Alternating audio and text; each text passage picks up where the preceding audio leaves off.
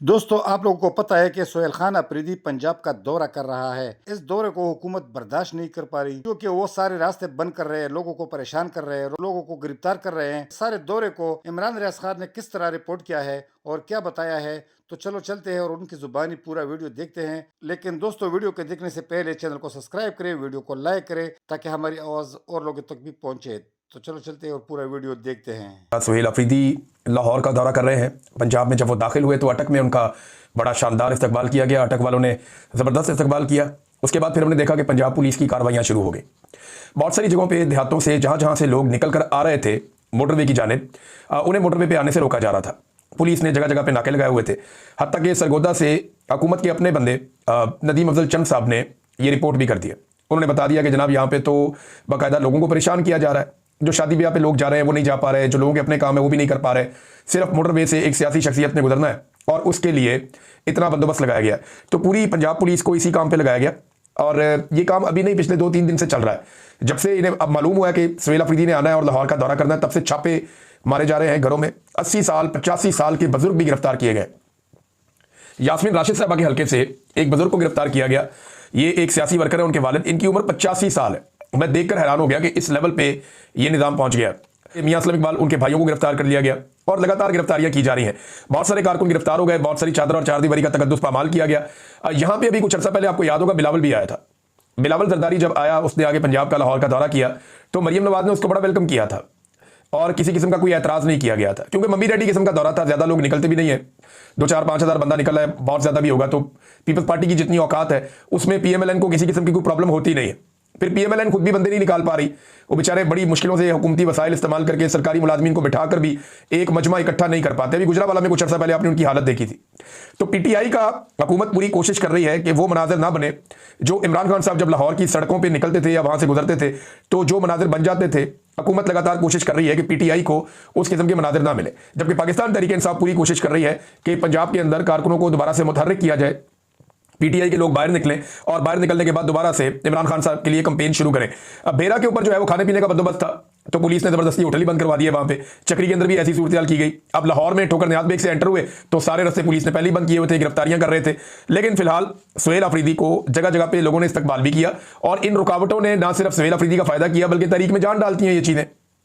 देखिए ना, अगर ये एक रैली चलती और वो लाहौर आ जाती और लाहौर में लोगों को खुला छोड़ा जाता और खुले दिल के साथ उनको पॉलिटिकल एक्टिविटी करने दी जाती तो 2 दिन में 4 दिन में खबर खत्म हो जाती।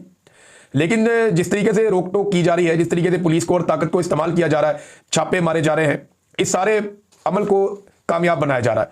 सियासतदान जब अपोजिशन में होता है ना तो वो ये चाहता है कि हुकूमत उसके साथ ज्यादती करे, उससे उसकी तहरीक में ताकत आती है और ये हुकूमत ऐसा करने में माहिर है। इन्होंने यही कर करके पाकिस्तान तहरीक इंसाफ को पाकिस्तान की मकबूल तरीन सियासी जमात बना दिया है और ये हरकतें पाकिस्तान तहरीक इंसाफ को मजीद मजबूत करेंगी। भारत मोटरवे पे आने वाली सड़कें भी बंद थी, बाकी जगह भी बंद थी, लेकिन इसके बावजूद ठीक ठाक सोहेल अफरीदी का इस्तकबाल चल रहा है। इन्होंने बहुत सारी जगहों पे जाना है। सोहेल अफरीदी ने कोट लखपत जेल में भी इन्होंने जाना है, जो असीरान है उनको मिलने के लिए बहुत सारे लोगों के घरों में भी जाना है, बहुत सारे कारकुनों से इन्होंने मुलाकातें भी करनी है।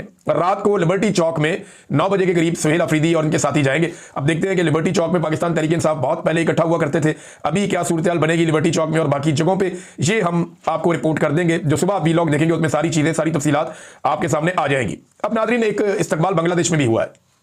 बांग्लादेश में जो इस्तकबाल हुआ वो तारिक रहमान साहब का इस्तकबाल है और ये 17 साल के बाद एक ऐसे सियासी रहनुमा है जो 17 साल के बाद वापस बांग्लादेश की सरजमीन पर आए। 16 साल एक फस्तायत, जुल्म और जबर रहा जो हसीना वाजिद ने किया और 16 साल तक ये अपने वतन जो मशरकी पाकिस्तान या बांग्लादेश है वहां वापस नहीं आ सके और 17 साल के बाद ये वापस अपने वतन आए। इनका इस्तकबाल देखने वाला था, हर तरफ आवाम ही आवाम थी, बहुत बड़ा एक हुजूम था और किसी भी डिक्टेटर के लिए या जालिम के लिए ये दिल दहला देने वाला मंजर होता है कि इतने बड़े पैमाने पर आवाम निकल आए किसी के इस्तकबाल के लिए, खास तौर पे अगर वो सियासी रहनुमा है तो। और इस बात की तवक्को की जा रही है कि आने वाले इलेक्शन में तारिक रहमान साहब या जो खालिदा ज़िया साहिबा है उनकी पार्टी ही इलेक्शन जीतेगी और वो बड़ी वाज़ेह अक्सरियत के साथ आएंगे और अपनी हुकूमत बना लेंगे बांग्लादेश में। और अगर इनको 2 तिहाई अक्सरियत मिल जाती है तो जो कुछ भी वैसे किया गया है हसीना वाजिद की जानिब से बांग्लादेशी कवानीन के साथ और आइन के साथ और चीज़ों के साथ, उन सारों के रिवर्स होने का वक्त तो बहुत पहले आ गया था, लेकिन बाकायदा वो रिवर्स होना शुरू हो जाएंगी। फरवरी में वहां पे इंतखाबात है। अब ऐसा इस्तकबाल पाकिस्तान में किसका हो सकता है? एक ही आदमी है। नवाज शरीफ जब पाकिस्तान वापस आए तो उनके तोते उड़ गए थे कबूतर उड़ाने के चक्कर में, और पिछली दफा पाकिस्तान आए थे तो उनका भाई भी एयरपोर्ट उनको लेने नहीं गया था। तो नवाज शरीफ साहब की तो कहानी खत्म है। बेनजीर भुट्टो एक ऐसी लीडर थी जिनका आखिरी मरतबा इस्तकबाल हुआ था उसके बाद से बार बार बिलावल को लॉन्च किया जाता है, कभी जरदारी को लॉन्च किया जाता है, कभी आसिफा जरदारी को लॉन्च किया जाता है, लेकिन पब्लिक का रिएक्शन नहीं आता, पब्लिक रिस्पॉन्ड नहीं कर रही प्रॉपर तरीके से। इमरान खान वो वाहिद आदमी है जो अगर निकला जेल से बाहर तो फिर आप इससे भी बड़ा इस्तकबाल देखेंगे। मैं आपको गारंटी करके कह रहा हूं कि इमरान खान अगर बनी गाला की तरफ चलेंगे तो अडियाला जेल से लेकर बनी गाला तक अवामी अवाम होगी। इमरान खान अगर लाहौर की जानिब चलेंगे तो 10 से 20 किलोमीटर में सिर्फ आपको अवामी अवाम नजर आएगी और कुछ नजर नहीं आएगा। ये लोग इमरान खान के साथ एक समंदर अवाम का चलेगा, मुझे इस बात का पता है। अल्टीमेटली बाहर तो आ जाना इमरान खान ने, हमेशा निजाम कभी किसी को अंदर रख नहीं सकता, जितनी भी ज्यादती कर ले, जब इमरान खान साहब बाहर आएंगे तो पाकिस्तानी अवाम उनके साथ खड़ी होगी। अब पंजाब के अंदर प्रॉब्लम यह है कि जिनकी हुकूमत बनाई गई है वो मकबूल नहीं है, और जो मकबूल है उन्हें दबाया जाता है, हत्ता के साफियों को भी पकड़ लिया जाता है। आगा शेख सरवर साहब जो है वो रिहा हो गए हैं, ये बड़ी अच्छी खबर है। राय गुलाम अली साहब भी रिहा हो गए हैं, और ये दोनों बड़े अच्छे नौजवान हैं। आगा शेख सरवर साहब ने बहुत कम वक्त में बहुत अच्छा काम किया है, और वो आवाज़ सुनाई जिसे पाकिस्तान का मीडिया नहीं सुना पा रहा। पाकिस्तान के लोगों से वो बातचीत की जो पाकिस्तान का मीडिया नहीं कर पा रहा, और वो सोशल मीडिया के जरिए अवाम तक ये मालूमात पहुंचाते रहे। तो आगा शेख सरवर साहब ने बताया कि उन पर तशद्दुद किया गया और उन पर दबाव डाला गया कि वो मरियम नवाज से माफ़ी मांगे, लेकिन उन्होंने माफ़ी नहीं मांगी। और ये भी कहा गया कि अडियाला जेल के बाहर क्यों जाते हो, यानी इससे बहुत तकलीफ है हुकूमत को, और अलीमा खान के साथ तुम्हारे क्या ताल्लुकात हैं। इस किस्म की बातें जो हैं वो आगा शेख सरवर साहब के साथ की गई। सोराब बरकत साहब अभी भी गिरफ्तार है, उन्हें ये हुकूमत छोड़ने पर तैयार ही नहीं है। एस्टेब्लिशमेंट जो है वो एक के बाद एक केस बना देती है। अब हाई कोर्ट के अंदर पिछले हफ्ते केस लगा तो जज साहब ने जाती वजूहात की बुना पर केस सुनने से इनकार कर दिया। अब दोबारा केस लगा तो इस मरतबा जो सरकारी इदारा है NCCIA, वो लोग पेश ही नहीं हुए, वो आए नहीं, और दोबारा जो तारीख डाल दी गई वो 5 जनवरी तक की डाल दी गई है, यानी 10 दिन बाद की तारीख डाल दी गई। ये ऐसी डिटाई और बेशर्मी पाकिस्तान में हो रही है कि इससे पहले हमने नहीं देखी। सोराब बरकत साहब को रिहा किया जाना चाहिए। कश्मीरियों ने आवाज़ उठाई है, पाकिस्तानियों ने आवाज़ उठाई है, ओवरसीज पाकिस्तानियों ने आवाज़ उठाई है, लेकिन इसके बावजूद उन्हें लगातार जेल के अंदर रखा गया है, अलग अलग मुकदमात बनाए गए हैं, और सहाफ़ती बरादरी भी जिस तरह आवाज़ उठानी चाहिए उस तरह आवाज़ उठाने में अब तक नाकाम है। देखिए, पाकिस्तान को इन्होंने पूरे को एक जेल बना दिया, और ऐसी जेल बना दिया है जहां से हर कोई निकलकर बाहर जाना चाहता है। आज मेरी बात हो रही थी, मलेशिया में जो पाकिस्तानी है वो ये बता रहे थे कि जनाब हम यहाँ मलेशिया में रहते हैं, 90,000 पाकिस्तानी थे पहले, अब 1,90,000 है पिछले 2 साल के अंदर। ये 2-2.5 साल में इतनी बड़ी तादाद में पाकिस्तानी निकलकर मलेशिया पहुंचे हैं कि तादाद दुगनी हो गई है। ये मुझे वहां पे ओवरसीज पाकिस्तानियों ने बताया। मैं एक डाटा आपके सामने रखता हूं, और ये डाटा आपको बताएगा कि पाकिस्तान के अंदर से ब्रेन गेन हो रहा है या ब्रेन ड्रेन हो रहा है। आसिम मुनीर साहब ने कहा था ब्रेन गेन, मैं कह रहा था ब्रेन ड्रेन। अब देखिए पाकिस्तान को छोड़ के कौन कौन लोग जा रहे हैं। नंबर 1, 2 साल के अंदर 5,000 डॉक्टर्स पाकिस्तान को छोड़ गए, 11,000 इंजीनियर पाकिस्तान को छोड़ गए, 13,000 अकाउंटेंट्स पाकिस्तान को छोड़ गए। ये सिर्फ 3 शोबों के 30,000 लोग हैं। ये 3 शोबों के 30,000 लोग पाकिस्तान को छोड़कर चले गए लगभग। ये किया उन्होंने पाकिस्तान के साथ। और अगर आपको मैं 4-5 शोबे और शामिल करूं तो कम से कम 1 लाख ऐसे टेक्निकल लोग हैं या माहिर लोग हैं अपने अपने शोबे के अंदर जो पाकिस्तान को छोड़कर पाकिस्तान से बाहर चले गए। पाकिस्तान का चौथा सबसे बड़ा जो फ्रीलांसिंग का हब जो है वो पाकिस्तान है। अब यहां पे जो इंटरनेट शटडाउन हुआ, यानी बार बार ये इंटरनेट बंद कर देते हैं ना, इंटरनेट को कमजोर कर देते हैं, बंद कर देते हैं, और सिर्फ इसलिए कर देते हैं कि पाकिस्तान तहरीक इंसाफ की आवाज को दबाया जाए।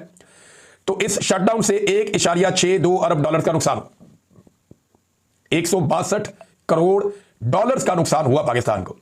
1 अरब डॉलर के लिए आप IMF के तरले करते हैं, और सिर्फ इंटरनेट की बंदिश से आपने पाकिस्तान में 1.62 अरब डॉलर का नुकसान कर दिया, 1.62 अरब डॉलर। अच्छा, 24 लाख जो फ्रीलांसर्स हैं उनका मुस्तकबिल पाकिस्तान में खतरे में, यानी पॉलिसी भी ठीक नहीं है। IT के शोबे के अंदर लोगों को मौका ही नहीं मिलता सही तरीके से काम करने के लिए। कभी फायरवॉल लगा देते हैं, कभी ये करते हैं, कभी वो करते हैं, कभी इंटरनेट बंद कर देते हैं। और जो IT के शोबे से वाबस्ता लोग हैं वो पाकिस्तान में पैसा मंगवाते नहीं है। यानी एक आदमी मिसाल के तौर पे उसने अपना अकाउंट बनाया हुआ है अमेरिका में, या उसने अपना अकाउंट बनाया हुआ है बरतानिया में या यूरोप के किसी मुल्क में, तो वो अपना पैसा वहां मंगवाता है, और पाकिस्तान में सिर्फ इतना पैसा मंगवाता है जितना उसकी जरूरत है। फर्ज करें एक आदमी की जरूरत है 1 लाख रुपया, उसकी फैमिली की जरूरत है, और उसने 10 लाख रुपया कमाया IT के शोबे में, तो वो पैसा पाकिस्तान नहीं मंगवाएगा। ज्यादातर लोग अपना पैसा बाहर रख रहे हैं, वो पाकिस्तान में सिर्फ उतना पैसा मंगा रहे हैं जितनी उनकी अपनी जाती जरूरत है। अगर ये सारा पैसा पाकिस्तान में आए तो पाकिस्तान को कितने ज्यादा रेमिटेंसेस भी मिलेंगे और कितना ज्यादा सरमाया भी पाकिस्तान में आएगा। लेकिन लोगों को मायूस कर दिया ना, लोग पाकिस्तान के अंदर पैसा लाना ही नहीं चाह रहे। उन्हें आइडिया हो गया है कि यहां से हमें निकलना है, और बड़ी तादाद में लोग पाकिस्तान छोड़ छोड़कर जा रहे हैं। आसिम मुनीर साहब के हवाले से एक खबर उठाई गई और बहुत ज्यादा उठा दी गई। पाकिस्तान के मीडिया में दावा किया गया है कि आसिम मुनीर साहब को कत्ल की धमकी दे दी गई है, ये कर दिया गया है, वो कर दिया गया है।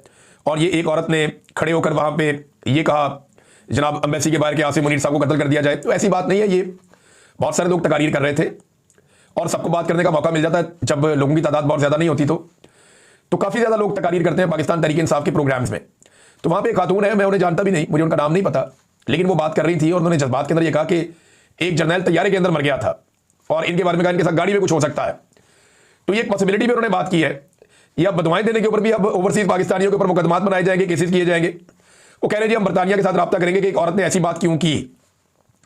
तो क्या फील्ड मार्शल या पाकिस्तान का निजाम इतना बुज़दिल हो गया है, या इतने ये डर गए हैं कि इस्तिस्ना होने के बावजूद एक खातून अगर जज्बाती तकरीर करती हैं तो उसके नतीजे में पूरी की पूरी मुल्क की मशीनरी मुतहर्रिक हो जाए और जनाब रब्ते किए जाए बरतानिया के साथ। ये खौफ की अलामत है, ये डर की अलामत है और लोगों को डराने की ये कोशिश है और इसके अलावा कुछ नहीं है। फील्ड मार्शल को भी नहीं पता कि उनकी ज़िंदगी कितनी है, हम भी नहीं जानते कि हमारी ज़िंदगी कितनी है। तो यहां पे तो सामान 100 बरस का और पल की खबर नहीं, ये एक हकीकत है, इसको हम झुटला नहीं सकते। नाज़रीन, एक और बात उठाई जा रही है पाकिस्तान में और ये बात बार बार उठाई जा रही है कि पीआईए खरीदने वालों को सेल टैक्स माफ कर दिया गया। जहाज खरीदे, बड़े बड़े जहाज खरीदे, सेल टैक्स आपको माफ है, मगर आम आदमी जो है वो पेट्रोल के ऊपर, बिजली के ऊपर, आलू, टमाटर, घी, आटा, चावल, दालें, हर चीज के ऊपर सेल टैक्स दे रहा है।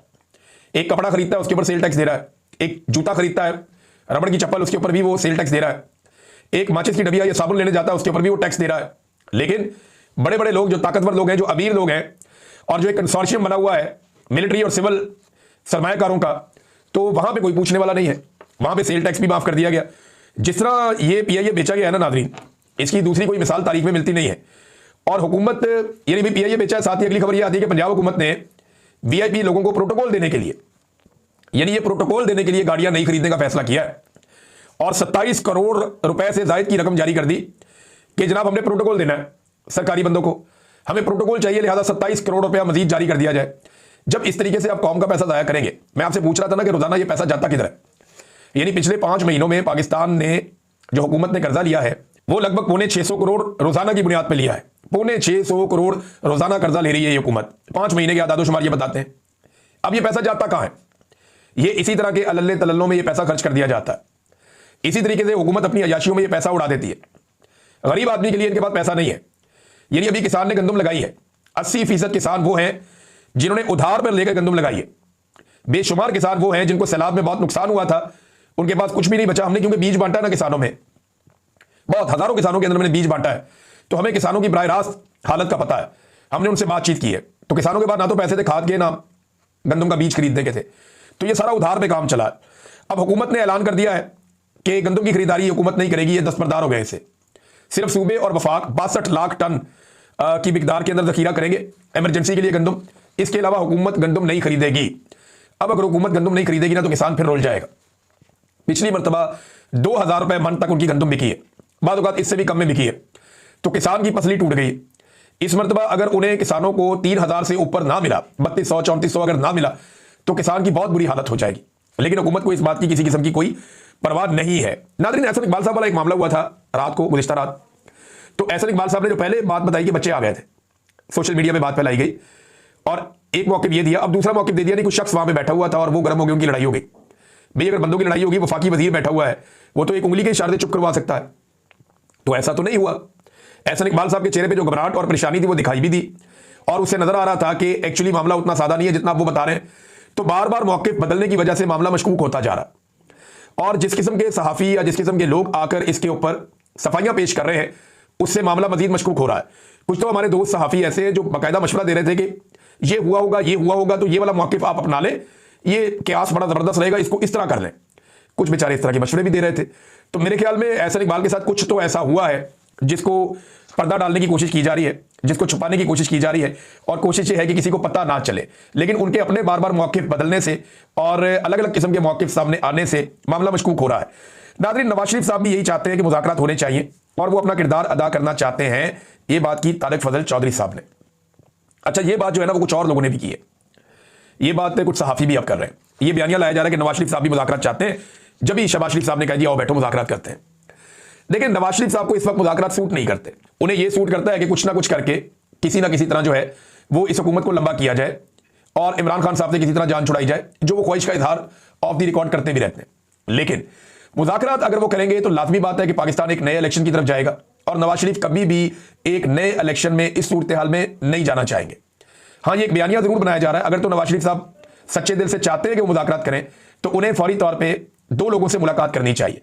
वही साबित हो जाएगा कि नवाज शरीफ मुज़ाकरात चाह रहे हैं या नहीं चाह रहे। नंबर 1 नवाज शरीफ साहब मुलाकात करें महमूद खान अचकजई साहब से, और नंबर 2 वो मुलाकात करें अल्लामा राजा नासिर अब्बास साहब से। इन दो लोगों से वो मुलाकात करें। असद कैसर साहब भी इस मुलाकात में शामिल हो सकते हैं, और अगर इमरान खान साहब नहीं कहते तो ना शामिल हो, लेकिन इन दो लोगों से मुलाकात करें और फिर इनको अलाउ करेंगे ये जाकर इमरान खान साहब से मुलाकात करें, फिर तो बात बन सकती है, फिर तो मुज़ाकरात हो सकते हैं। अब इस वक्त हुकूमत मुज़ाकरात का क्या क्यों रही है? देखिए, एस्टेब्लिशमेंट ने कुछ नए कारनामे करने हैं। इसमें फौज को गदा भेजने वाला मामला भी है मुबैना तौर पे कि ये काम इन्हें करना पड़ेगा, और ये इनकी अपनी ख्वाहिश भी है। दूसरा, आर्मी चीफ का जो इस्तिस्ना वाला मामला है उसमें जो उलमा इकराम खड़े हो गए हैं, तो ये भी एक दबाव बन गया है।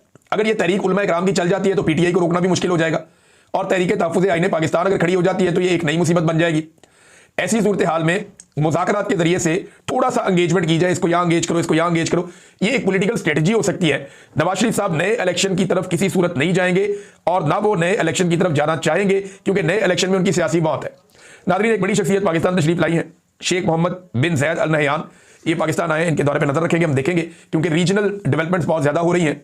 इसराइल को लेकर, सूडान को लेकर, लीबिया को लेकर, पाकिस्तान को लेकर, यूएई को लेकर, सऊदी अरब को लेकर काफ़ी रीजन में जो है वो डेवलपमेंट्स हो रही हैं। इन पे हम बात करेंगे बाद में। अब तक के लिए इतना ही। अपना ख्याल रखिएगा, अपने चैनल का भी। अल्लाह हाफ़िज़।